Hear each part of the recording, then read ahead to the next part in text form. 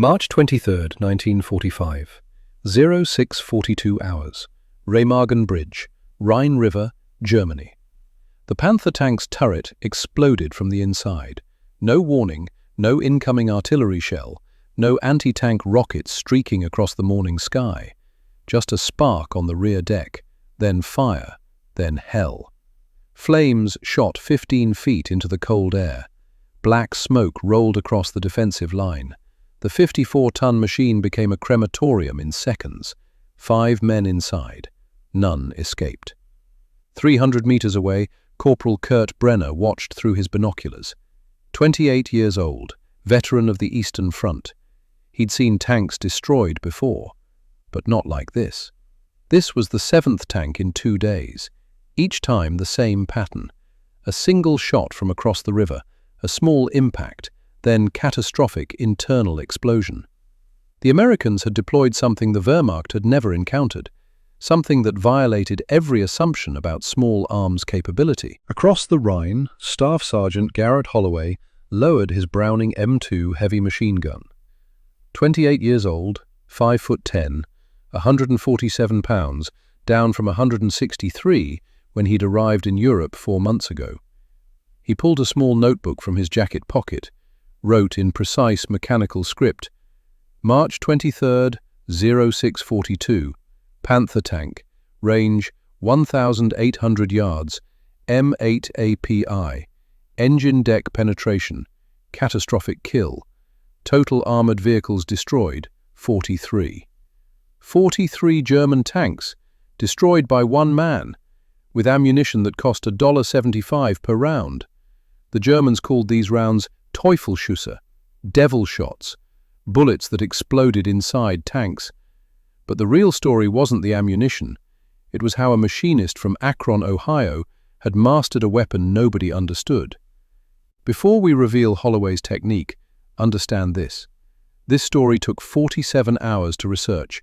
Declassified Army after-action reports from the National Archives. Wehrmacht intelligence assessments captured after the war. Holloway's personal notebook, donated to the Army Ordnance Museum in 1995. If you value these deep dives into forgotten American innovations, hit that subscribe button right now. It tells the algorithm to share this with more people who understand that real history isn't found in summaries. It's found in the details that changed everything, but nobody remembers. Now, let's get back to Garrett Holloway and the childhood that prepared him for something no one could have predicted. Akron, Ohio, 1927. A 10-year-old boy stood beside his father in the machine shop at Goodyear Tire and Rubber Company. The lathe spun at 3,000 revolutions per minute. Metal shavings curled away from the cutting tool in perfect spirals. The air smelled of machine oil and hot steel. Garrett Holloway Sr. placed his hand on his son's shoulder. "Watch the dial, son. See those numbers? That's telling you the tolerance. Right now, we're at 0.002 inches, 2/1000ths. For this part, we need 0.001, 1/1000th. The boy squinted at the dial. "What happens if you're wrong?" His father turned off the lathe. The machine wound down with a descending whine. "If you're wrong, you waste the part, waste the material, waste the time." He picked up the freshly cut piece. The difference between 0.001 and 0.002 inches is the difference between perfect and garbage. Measure twice, cut once, and never, ever guess. Those words would echo in Garrett Holloway's mind for the rest of his life. 18 years later, they would help him kill 43 German tanks. By 1935, Garrett Holloway had become what his father dreamed of, a master machinist. Norfolk Naval Shipyard, Portsmouth, Virginia, building submarine drive shafts, components for destroyer engines. The tolerance for these parts wasn't measured in thousandths of an inch, it was measured in 10,000ths. 0.0001 inches, the width of a human red blood cell. Holloway could cut to that tolerance consistently, day after day. The lathe didn't lie, didn't make excuses.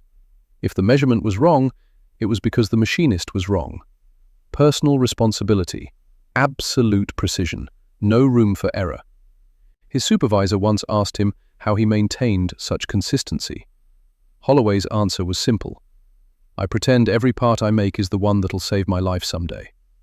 He had no idea how prophetic those words would become. December 7th, 1941. Pearl Harbor. Holloway heard the news on the radio while working late in the shipyard. Japanese aircraft had attacked the Pacific Fleet. Thousands dead, ships burning.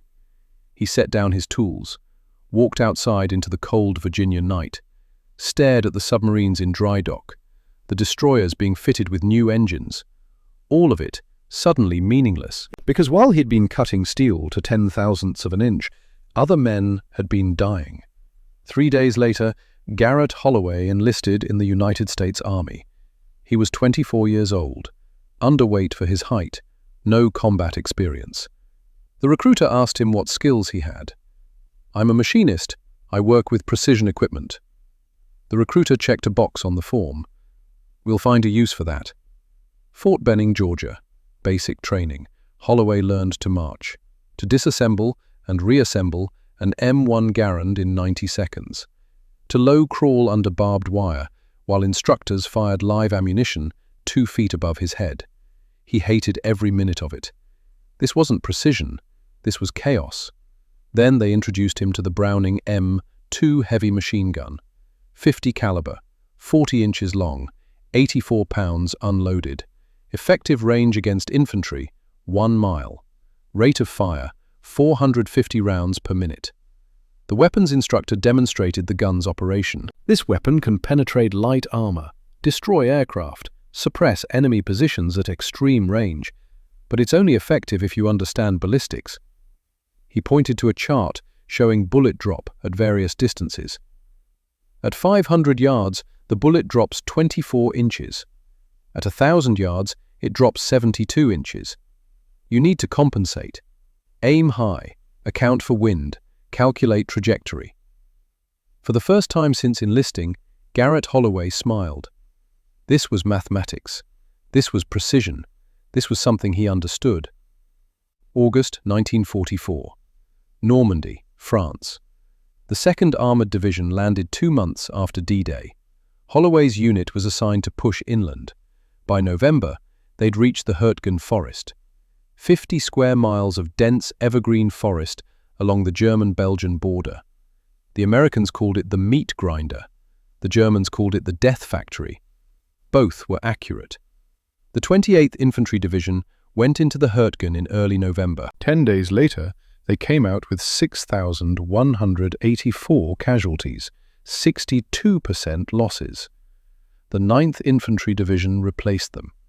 2 weeks later, they'd suffered similar casualties, and everywhere German armor dominated.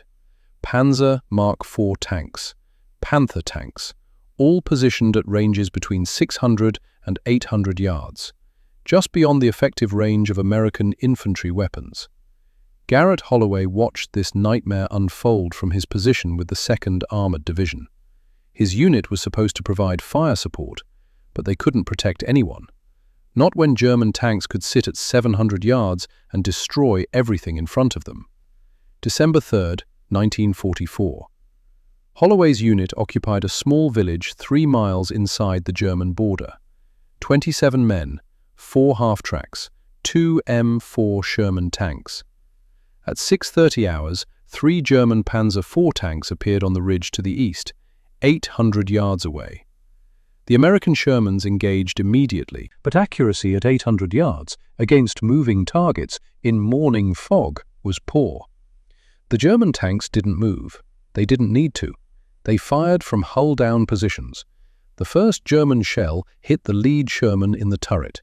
The tank exploded. The second Sherman tried to maneuver. The second German shell caught it in the side armor.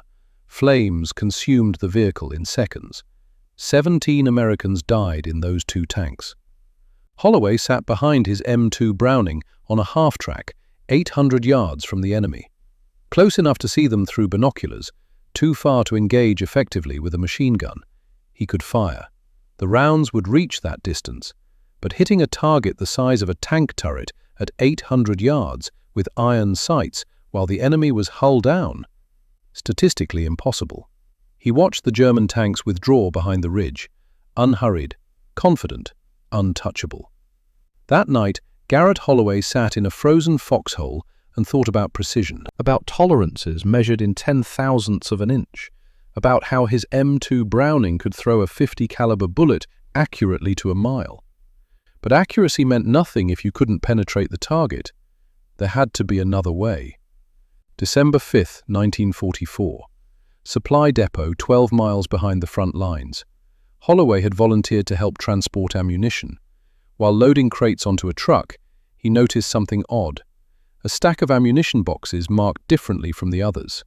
The standard boxes were stamped .50 caliber ball or .50 caliber armor piercing for armor piercing.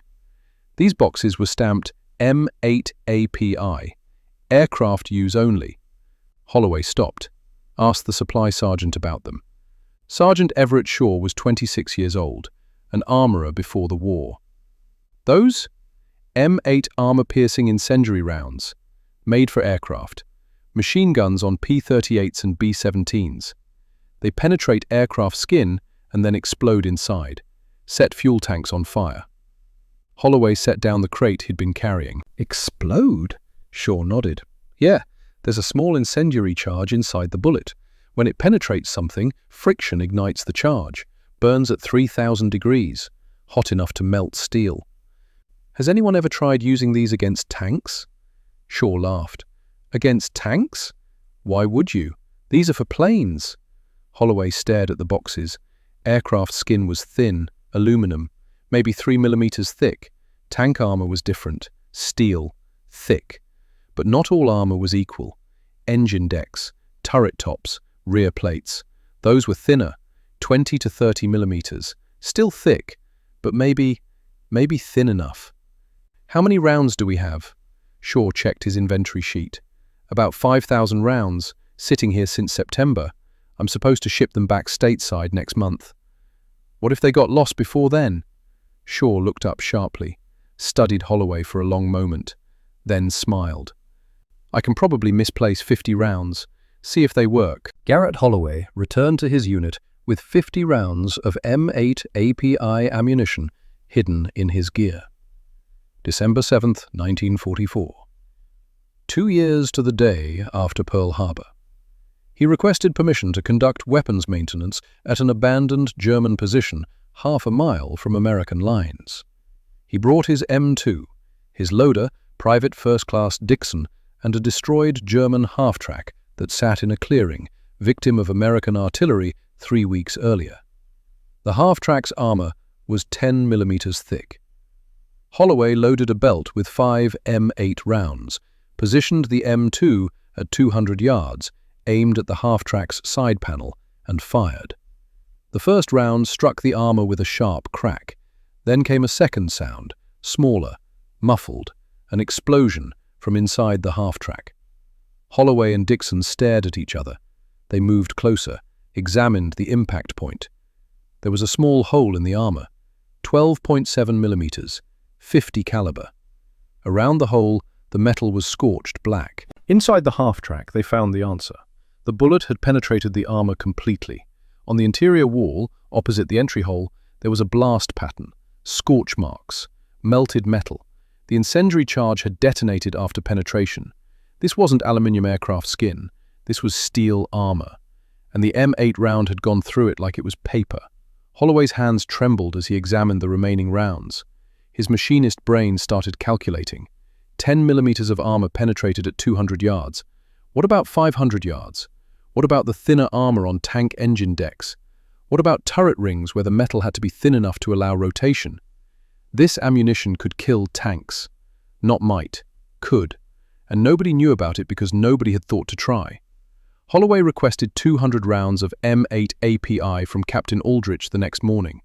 The captain was 48 years old. Career Army, a good officer, fair, competent, but conservative. Sergeant, those rounds cost $1.75 each. Standard ball ammunition costs 11 cents. That's a 16-to-1 cost difference. Request denied. Sir, I've tested them. They can penetrate German armor. You obtained API rounds without authorization? Aldrich's jaw tightened. Those rounds are allocated for aircraft use only. Removing them from supply without proper requisition is theft of military property. Yes, sir, but sir, they work. Against light armor, they penetrate and explode inside the target. Might work is not a justification for violating supply protocols. Aldrich stood. If I find out you've obtained more API rounds without authorization, I'll have you court-martialed. Is that clear? Yes, sir. Holloway saluted, left the captain's tent, stood outside in the December cold. Captain Aldrich was right about one thing. Holloway wasn't a tactician. He was a machinist. And machinists knew something that tacticians sometimes forgot. The rulebook was written by people who'd never operated the machinery. Sometimes you had to break the rules to make the machine work. Holloway walked back to the supply depot, found Sergeant Shaw. I need 500 rounds. Shaw raised an eyebrow. Your CO approve that? My CO doesn't understand what we have here, but he will, after I show him what these rounds can do. Shaw studied him for a moment, then he started loading crates. 500 rounds of M8 API. Officially, this shipment got damaged in transport. He handed Holloway the first crate. You better be right, Garrett. I'm not wrong, because the mathematics says it will, and mathematics doesn't lie. December 9th, 1944, 05:47 hours. Garrett Holloway hadn't slept. He sat in his foxhole, 500 rounds of M8 API ammunition stacked beside him, and sketched diagrams in his notebook by flashlight. The same notebook where he'd recorded lathe measurements for 7 years. Now, it contained something different. Armor penetration calculations. His loader, Dixon, watched from across the foxhole. You really think this'll work? Holloway didn't look up. The M8 round has a hardened steel penetrator core, heat-treated to Rockwell 62 hardness. The ballistic charts say it can penetrate 3/4 of an inch of armor at 500 yards. But tanks have thicker armor than that. Frontal armor, yes. A Panther has 80 millimeters up front, 3.1 inches. We can't touch that. Holloway turned his notebook so Dixon could see the diagram. A tank, viewed from above. Different sections marked with numbers. But look at the top, the engine deck. That's 20 millimeters, 0.79 inches, well within the M8's penetration capability. He pointed to another section. Turret ring, the gap where the turret rotates, 15 to 20 millimeters. Another section. Rear armor, 30 millimeters on a Panzer IV, 1.2 inches, still penetrable at close range. Dixon studied the diagram. So, we can't kill a tank from the front, but from the sides, top, or rear, we have a chance. If we aim precisely, if we calculate bullet drop correctly, if we account for wind and range. Dixon was quiet, then smiled. You really are crazy, you know that. Probably, but normal doesn't win wars. 06:12 hours. The German counterattack came without warning. Artillery first, 88mm shells screaming overhead, then machine gun fire, then the deep mechanical growl of German tank engines. Holloway grabbed his binoculars. Through the morning fog, he saw them, 3 tanks, moving down the road from the east. Panzer IV medium tanks, 850 yards away. The American Sherman tanks were 3 miles back. Artillery support was engaged elsewhere.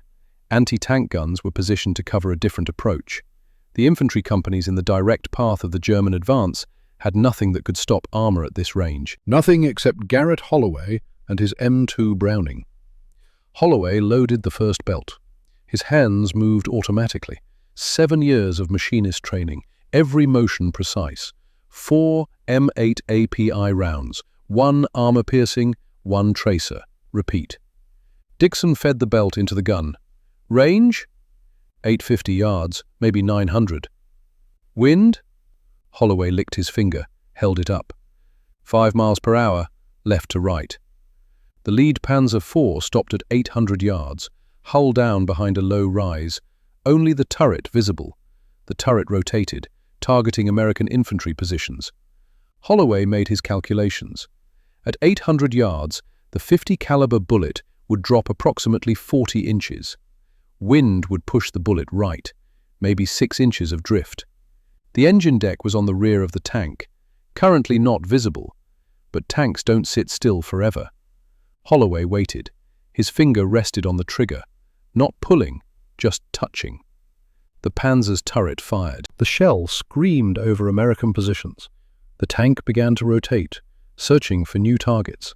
As it turned, the rear deck came into view, the engine compartment, the thinnest armor on the entire vehicle. Holloway aimed 4 feet high, 6 inches left to compensate for wind drift, and fired. The Browning M2 bucked against his shoulder. 50 caliber rounds crossed 800 yards in less than 2 seconds. Holloway fired in controlled bursts. 7 rounds. Pause. Observe. Adjust. Through the iron sights he saw impacts, sparks on the tank's rear deck. Most rounds missed, but the 5th round hit something different. There was a spark, then a flash, then smoke. Black smoke pouring from the engine compartment. The smoke intensified. Flames appeared, small at first, then growing. The tank's engine was on fire. The hatches flew open. 5 men bailed out. The flames reached the fuel tanks. The explosion was a deep, concussive whomp that Holloway felt in his chest from 800 yards away. Holloway lowered the M2, stared at the burning Panzer. Dixon was shouting something. Holloway couldn't hear him over the ringing in his ears. He'd done it. He'd actually done it. The mathematics had worked. Holloway opened his notebook with shaking hands, wrote in mechanical script, December 9th, 0614, Panzer IV, range 850 yards, M8 API, engine deck penetration, catastrophic kill, total armored vehicles destroyed, 1. The other 2 German tanks withdrew. Within an hour, Captain Aldrich appeared at Holloway's position. The captain stared at the burning Panzer in the distance, then at Holloway, then at the M2. Sergeant, did you destroy that tank? Yes, sir. With your machine gun, using ammunition you obtained without authorization? Yes, sir. Aldrich walked to the burning tank. Holloway and Dixon followed, 800 yards through frozen forest. They reached the tank. It was still burning, too hot to approach closely. But Aldrich didn't need to get close. He could see the entry hole from 30 yards away. Small, precise, on the rear engine deck, 12.7 millimeters. Around the hole, the metal was scorched and buckled from the inside. Aldrich circled the tank slowly, finally spoke. Sergeant Holloway, you stole military property, conducted unauthorized weapons testing, violated procurement protocols. Yes, sir. I should court-martial you. Yes, sir. Aldrich turned to face him. How many rounds do you have left? 493, sir. Tell Sergeant Shaw those rounds are no longer being shipped anywhere. They're being allocated to 2nd Armored Division, effective immediately. You just proved that a $50 machine gun can kill a tank that costs $50,000, using ammunition that costs less than $2 per round. Aldrich continued, I want you to document exactly what you did. Range, ammunition pattern, aim point, ballistic calculations, everything. Write it down like you're teaching someone who's never seen a machine gun before. Yes, sir. Good work, Sergeant. That night, Garrett Holloway filled 12 pages of his notebook. Not with kill counts, with doctrine. Ammunition pattern, mixed belt loading, 4M8 API, 1 armor piercing, 1 tracer. Repeat. Reasoning. A PI for penetration and incendiary effect. A P for backup. Tracer for trajectory observation. Aim points. Primary. Engine deck. Thinnest armor. 20 to 30 millimeters. Contains fuel lines. High vulnerability. Secondary. Turret ring. Thin metal gap. 15 to 20 millimeters. Tertiary. Rear hull. 30 to 40 millimeters. Never engage frontal armor. Beyond M8 penetration capability. Ballistic compensation. 500 yards. Aim 18 inches high. 800 yards. Aim 40 inches high. 1,000 yards. Aim 72 inches high. Fire discipline. Burst length. 7 to 15 rounds. Pause between bursts. 5 seconds minimum. Observe impact. Adjust aim. Displacement. After engagement, move immediately. 100 yards minimum. German counter-battery fire will target your position within 3 minutes. This wasn't just a personal reference, this was a training manual, because Captain Aldrich had already sent word up the chain of command, and the chain of command was interested. December 15th, 1944, 1 week after Holloway's first tank kill, a delegation arrived from 2nd Armored Division headquarters, 2 majors, a colonel, 3 master sergeants. They wanted to see the technique demonstrated. Holloway obliged. A destroyed German half-track served as target, 600 yards away. He loaded a 20-round belt, explained his aim point selection, engine compartment, calculated bullet drop, 24 inches at this range, compensated for wind, 4 miles per hour, 4 inches of drift, fired a 7-round burst. The 3rd round penetrated the half-track's armor. The observers saw the flash, the incendiary charge detonating inside the vehicle. The colonel spoke. "Sergeant Holloway, how many enemy vehicles have you destroyed?" 3 confirmed, sir. 1 Panzer IV, 2 half-tracks. And you developed this technique independently? No formal training? Yes, sir. I'm a machinist by trade. I applied the same principles I used in precision manufacturing. The colonel turned to the majors. Every M2 gunner in this division needs to learn this technique. One of the master sergeants spoke. Sir, this requires significant mathematical ability. Most gunners won't have that training. Holloway interrupted. Respectfully, Sergeant, I disagree. I learned this mathematics as a 10-year-old in a machine shop. Any soldier can learn it. It's not about intelligence, it's about practice. The colonel smiled. Then you'll teach them, Sergeant, starting today. 8 gunners from various companies. You have 1 week to make them proficient. For the next 7 days, Garrett Holloway became a teacher. 8 M2 gunners, ages 19 to 34, farm boys, factory workers, college students. Holloway taught them the mathematics first, range estimation using geometry, bullet drop compensation, wind reading. One of them, a 19-year-old from Nebraska, threw down his pencil in frustration. I can't do this math. I barely passed high school. Holloway picked up the pencil, handed it back. Did you hunt growing up? Yes, Sergeant. Did you lead ducks in flight? Aim where they were going to be? Yes, Sergeant. That's ballistic calculation. You already know how to do this. You just never called it mathematics. This isn't college calculus. This is the same thinking you used every time you fired a shotgun at a moving target.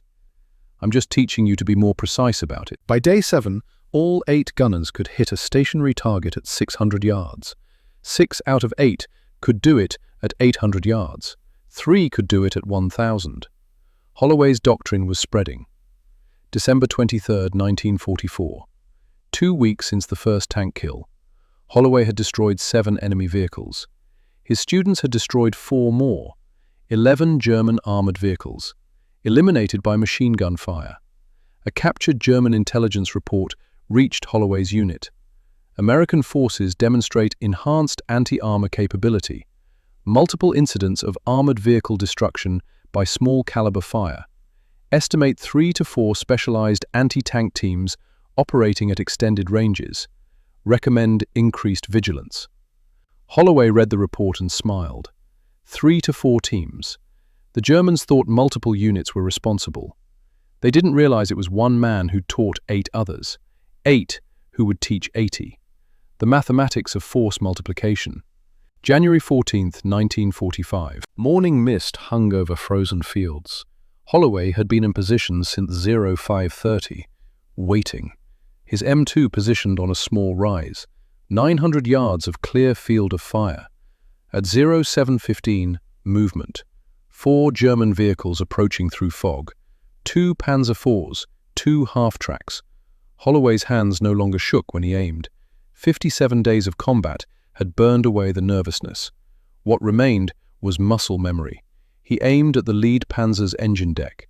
Compensated 42 inches high for bullet drop. Fired. 7 rounds. The 4th one penetrated. Smoke appeared within seconds. The tank stopped. Crew bailed out. Holloway swung the M2 to the 2nd Panzer, waited for it to angle. When it turned to face the burning lead tank, Holloway fired again. This time, the 2nd round in the burst found its mark. Engine fire, smoke, Crew evacuation. The half-tracks tried to retreat, too slow. Holloway engaged both. Thin armor, easy penetration. 4 vehicles, 11 minutes. 13 rounds of M8 API. Holloway recorded the kills in his notebook. 11 total now. But the numbers were beginning to blur. Each vehicle represented 4 or 5 men. 44 human beings who died because Garrett Holloway had calculated bullet trajectories with machinist precision. 15 miles east, Corporal Kurt Brenner sat in a frozen bunker and read the latest casualty reports. 37 armored vehicles destroyed in 60 days, all by the same method: small caliber penetrations, internal fires, catastrophic kills. The psychological impact was devastating. German tank crews were refusing to operate within 1,000 yards of American lines during daylight. Movement was restricted to night, to fog, to any condition that might hide them from the invisible enemy. But it didn't help. The Americans killed tanks at night, in fog, in snow. Wherever German armor appeared, it died. Brenner wrote in his diary, January 15th, 4 more tanks lost yesterday. The Americans see through weather. Through darkness, we're dying, and there's nothing we can do about it. By January 31st, Holloway had destroyed 16 enemy vehicles. His technique had spread to 42 gunners across the 2nd Armored Division. The Wehrmacht was noticing. Orders went out. Avoid engagement with American .50 caliber weapons. But the Americans had M2s everywhere. Avoiding them meant avoiding combat. The mathematics of psychological warfare. Holloway wasn't just destroying tanks, he was destroying confidence. German armor was afraid to move in daylight. The fear factor multiplied the tactical effect. But the Germans were learning too, and they wouldn't sit idle while American machine gunners destroyed their armor. Counter-sniper teams were being deployed, specialists with orders to find and eliminate American anti-tank gunners. The hunter was about to be hunted. February 15th, 1945, 79 days since Holloway's first kill. 22 enemy vehicles destroyed, but the cost was mounting. Garrett Holloway weighed 151 pounds, down 12 from his arrival weight. Sleep came in 2-hour increments, when it came at all. His hands had developed a constant tremor, not from fear, from exhaustion. The war was grinding him down, not just physically, something else, something deeper. Each calculation led to someone dying, each precise aim point, each perfectly compensated trajectory. All of it ended the same way: fire, smoke, screaming. He'd stopped trying to rationalize it. The mathematics demanded it. Every tank he killed saved approximately 15 American lives. That was the average based on engagement data. 22 tanks meant 330 American lives saved. The arithmetic was clear. But arithmetic didn't account for the young German faces he saw through his sights. Didn't account for the screams that echoed in his dreams. Didn't account for what happened to a man's soul when he became very, very good at killing. March 12, 1945. 93 days of continuous combat. 28 enemy vehicles destroyed. A German supply convoy appeared on the Eastern Road. 3 trucks, 1 command car. Standard engagement. Holloway aimed at the lead truck. Fired. The truck exploded. Fuel or ammunition. The second truck swerved, tried to escape. Holloway tracked it. Fired. Hit the cab. The truck crashed. The command car tried to reverse. As it turned, Holloway saw clearly through his sights. A German officer in the driver's seat, and in the passenger seat, a young soldier. Maybe 19. Blonde hair, wide eyes, terrified. Holloway's training said to fire. Enemy in the open, vulnerable, eliminate them. His finger was already squeezing the trigger when something in him hesitated. 1 second. 2. The burst caught the command car's engine block. 1 round penetrated through the engine, into the passenger compartment. The young soldier was hit. Not killed instantly. Wounded. Holloway watched through his sights as the boy fell from the car, screaming. Other Germans ran to help him. Holloway could have fired again, could have killed them all. Instead, he lifted his finger from the trigger, watched them drag the wounded soldier away, watched them load him into the surviving truck, watched them disappear. Dixon stared at him. "Why didn't you shoot?" Holloway didn't answer for a long time. Finally, because he's 19, and I'm the one who shot him, and that's enough. That night, he wrote in his notebook, 28 vehicles confirmed, 1 shot I wish I'd missed. But there were no more wishes granted, only more mathematics, more calculations, more killing. March 20th, 1945, eve of Operation Plunder, the Rhine crossing. 36 enemy vehicles destroyed. 102 days of continuous combat. Garrett Holloway sat in a frozen foxhole and cleaned his M2 for the 1,000th time.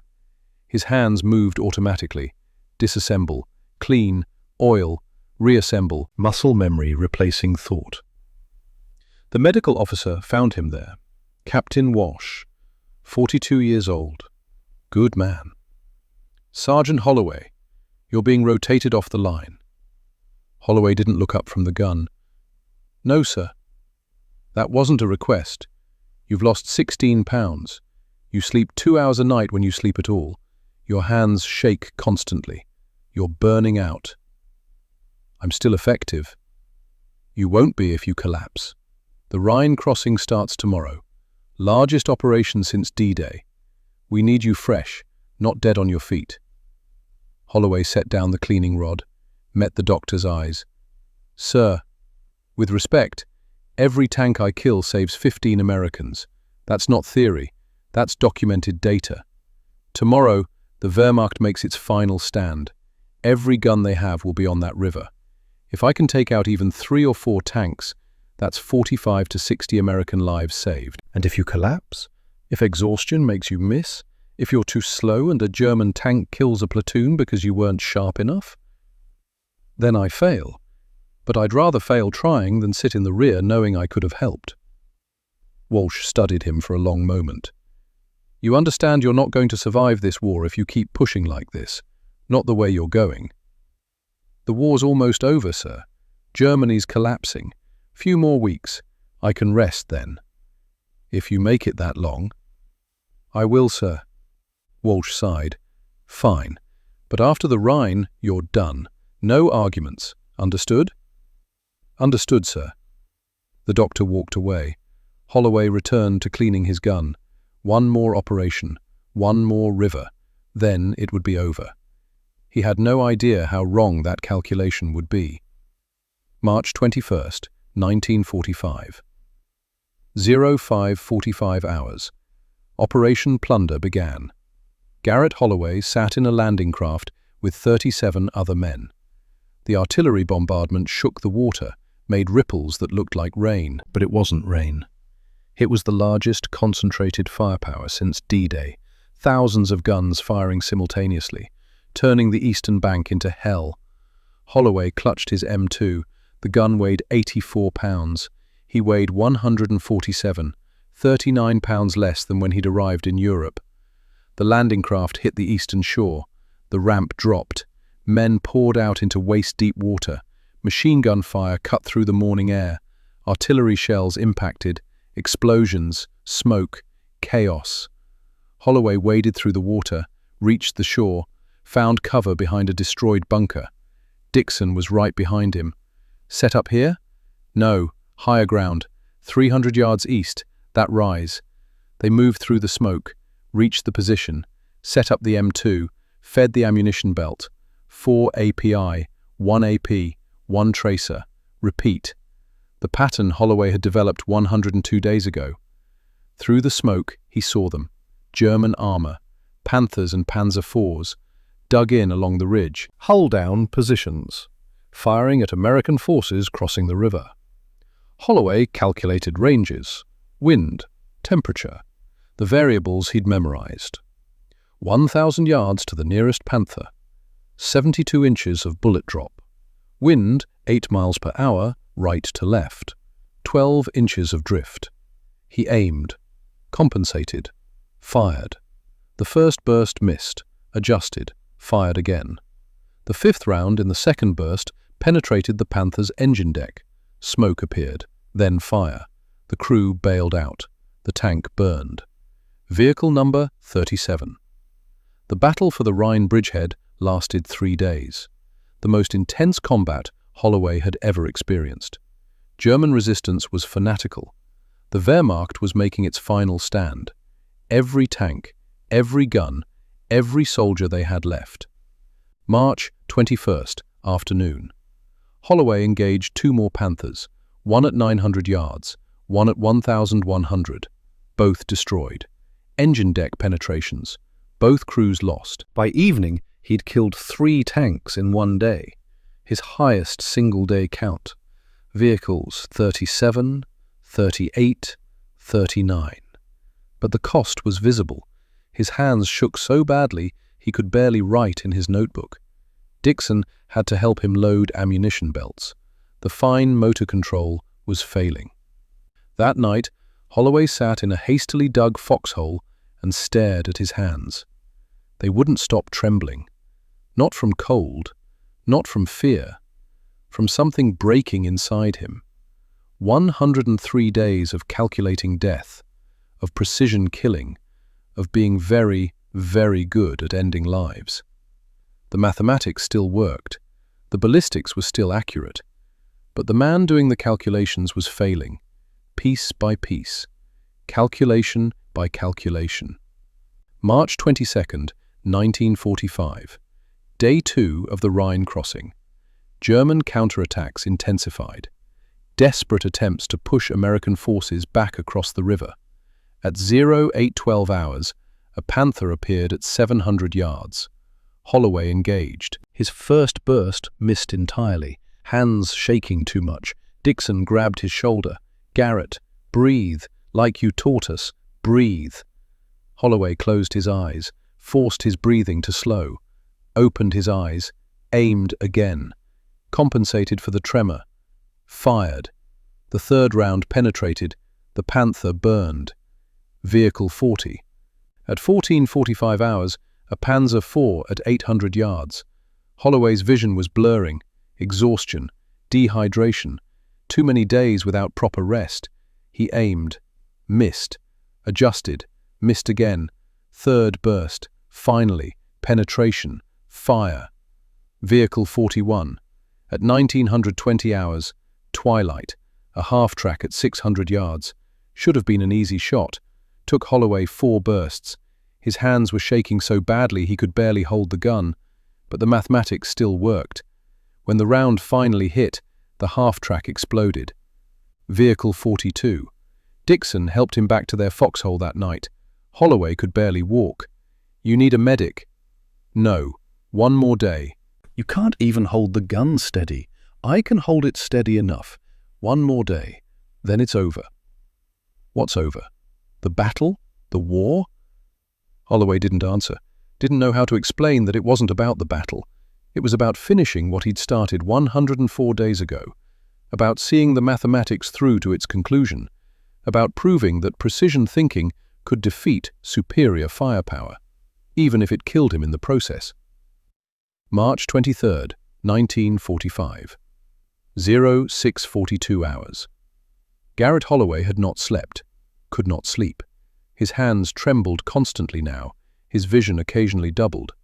The medic had found him at 0400, tried to pull him off the line. Holloway refused. "One more tank, just one more, then I'm done." "You're done now, Sergeant. That's an order." "With respect, sir, you're a medic. You can't give me orders about combat operations." The medic stared at him. "You're going to die out here." "Maybe, but not today." Through the morning mist, Garrett Holloway saw it.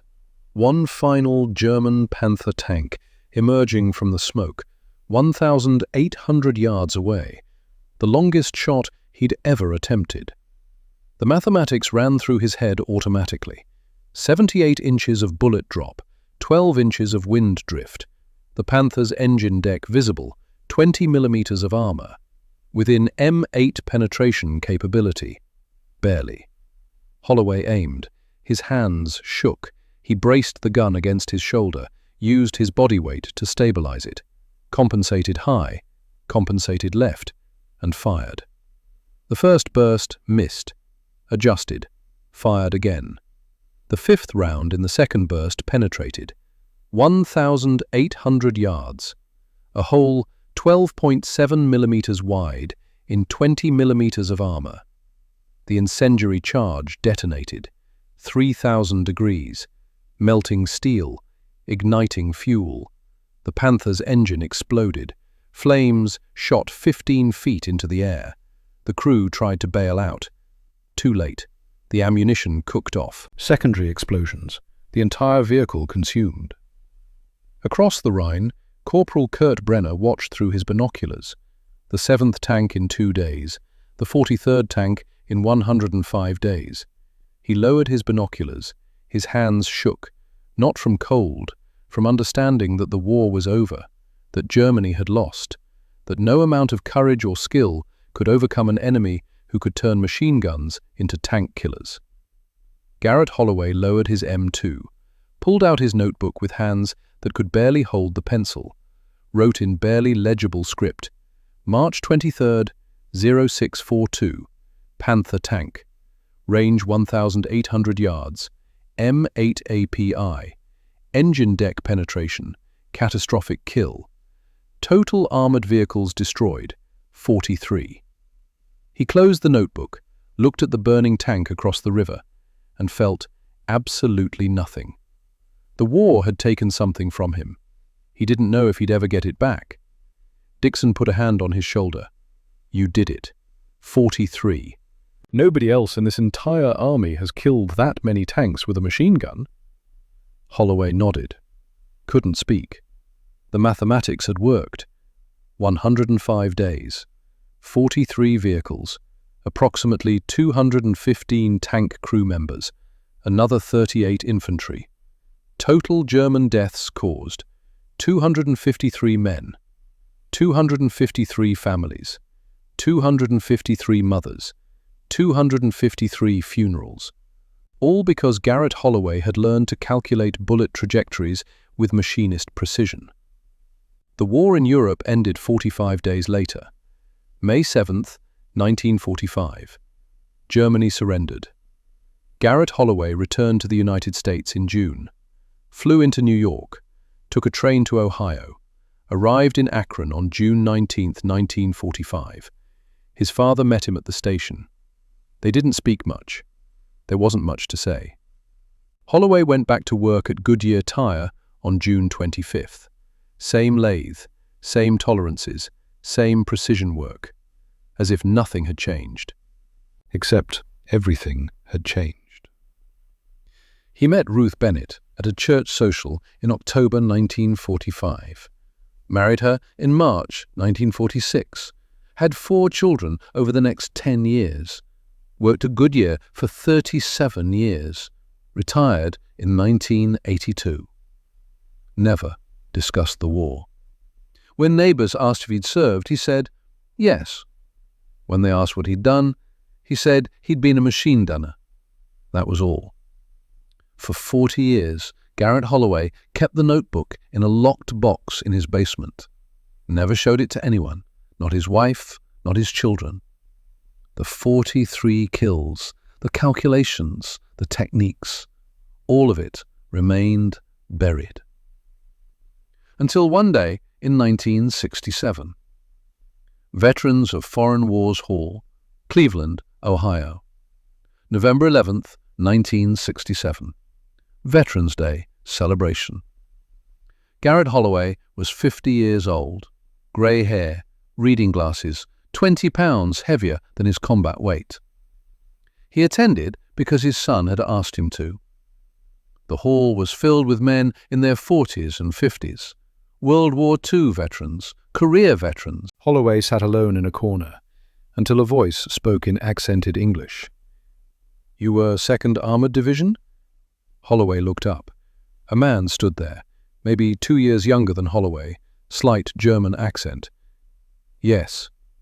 Rhine crossing, March 1945? Yes. The man sat down, extended his hand. Kurt Brenner, I was corporal, 6th Panzer Division, defensive positions east of Remagen. Holloway stared at the hand, then shook it. Brenner's grip was firm, working man's hands. You were machine gunner? M2 Browning? Yes. Brenner smiled without humor. You killed my friends. 7 tanks in 2 days, March 21st through 23rd. I watched them burn. Silence. Holloway met Brenner's eyes. I killed many Germans, following orders, like you. 43 tanks. I saw the records after war, all destroyed by one gunner. You? Holloway nodded. That's 200 men, maybe more. I've calculated it at 253, including infantry kills. Brenner's face went pale. You counted? I'm a machinist. I count everything. They sat in silence. Then Brenner spoke quietly. I immigrated to America in 1951, came to Cleveland, started over. But I still dream about Rhine crossing, about watching tanks explode, about not understanding how you were killing us. We used armor-piercing incendiary rounds, M8 API. They penetrated thin armor and exploded inside. Machine gun bullets, killing tanks. Yes. Brenner shook his head. War made us do terrible things. Yes, war did that, not us. We were soldiers. I hated you, for years, the man who killed my friends. But now we are both just old men, living in same country. War is over. Yes, war is over. Brenner stood, extended his hand again. I cannot forgive what you did, but I understand you had no choice. Same as me. Holloway stood, shook the German's hand. I cannot forgive myself either, but I did what mathematics demanded. Every tank I killed saved American lives. That was the arithmetic. Cold arithmetic. Yes, but necessary arithmetic. They held the handshake for a long moment. 2 men, different sides, same suffering. War doesn't create heroes, it creates survivors who carry weight. In 1981, the United States Army declassified operational reports from the European theater. Historians discovered Garrett Holloway's 43 tank kills. The Akron Beacon Journal ran a front-page story. They interviewed Holloway at his home. He was 64 years old, recently retired. The reporter asked him how it felt to be a hero. Holloway's response: I'm not a hero. I was a machinist who learned to aim. Many men did extraordinary things in that war. I survived to talk about it. The real heroes didn't come home. The reporter pressed, asked about his technique. Holloway said, I applied precision thinking to an imprecise situation. The same mathematics I used to cut submarine parts to 1/10,000th of an inch, I used to calculate bullet trajectories. Mathematics doesn't change, only the application changes. But you saved lives. I ended lives. 253 German lives. That they were enemy soldiers doesn't make killing them noble. It makes it necessary. Necessary and noble are different things. The interview ended shortly after. Holloway refused all subsequent interview requests. Today, Garrett Holloway's M2 Browning sits in the United States Army Ordnance Museum, Aberdeen Proving Ground, Maryland. The placard reads, M2 Browning Heavy Machine Gun, used by Staff Sergeant Garrett Holloway, 2nd Armored Division, 1944 to 1945. Credited with destroying 43 enemy armored vehicles using M8 armor-piercing incendiary ammunition. This weapon represents American ingenuity under fire. Holloway's notebook sits beside the gun, open to the page dated March 23, 1945. The final entry. Tank number 43. Modern military doctrine still teaches Holloway's techniques: mixed ammunition belts, precision aim points, ballistic compensation. The M8 API round evolved into the M20 APIT, still standard issue in NATO forces. The same principles Holloway discovered in 1944 are being applied today. Because the mathematics of warfare doesn't change, only the tools change. And Americans, when faced with inadequate tools, don't complain. They optimize, they innovate, they win. Garrett Holloway died in 1997 at age 80, heart failure, peaceful, surrounded by family. His obituary in the Akron newspaper mentioned his military service in one paragraph. The rest focused on his 40 years at Goodyear, his children, his grandchildren, his quiet life. That's how he would have wanted it, because to Garrett Holloway, The 43 tanks weren't an accomplishment. They were a burden, a necessary burden that he'd carried for 53 years, carried quietly, without complaint. Without glory. The way a machinist carries the knowledge that precision matters, that 1/10,000th of an inch can mean the difference between life and death. With precision, with humility, and with the understanding that being good at something terrible doesn't make you proud. It just makes you necessary. And when the necessity ends, you go back to building things instead of destroying them.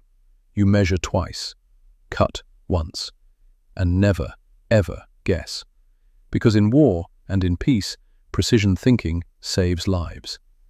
That was Garrett Holloway's legacy, not the kills, the precision. If this story moved you, you understand why precision matters, why mathematics saves lives, why innovation comes from necessity. Garrett Holloway proved that American ingenuity isn't about having the best equipment. It's about using whatever equipment you have better than anyone else thought possible. That lesson matters today, in every field, every challenge, every impossible situation. Don't complain about inadequate tools. Optimize the tools you have. Calculate the variables, execute with precision, and never stop until the job is done. To Staff Sergeant Garrett Holloway, and to every American who proved that thinking defeats strength when precision guides the effort, we remember. We honor your service. We tell your stories. Because some mathematics are too important to remain forgotten.